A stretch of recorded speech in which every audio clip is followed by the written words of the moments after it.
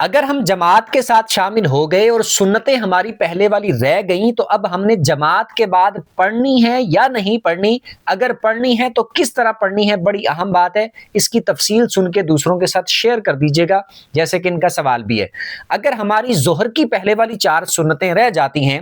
4 فرض جماعت کے ساتھ ہم شامل ہو گئے، امام کے ساتھ 4 فرض پڑھ لیے، تو ہم نے پہلے والی 4 سنتیں پڑھنی ہیں، لیکن بعد والی 2 سنتیں پڑھنے کے بعد پھر ہم نے پہلے والی 4 سنتیں ادا کرنی ہیں۔ اسی طرح فجر کی اگر ہماری پہلے والی 2 سنتیں رہ جاتی ہیں، ہم جماعت کے ساتھ شامل ہو گئے، تو اب ہم نے وہ 2 فرض جماعت کے ساتھ پڑھنے کے بعد پہلے والی 2 سنتیں فوراً نہیں پڑھنی، اگر ادا کرنی ہے تو سورج نکلنے کے 20 منٹ بعد ہم اس کو پڑھ سکتے ہیں۔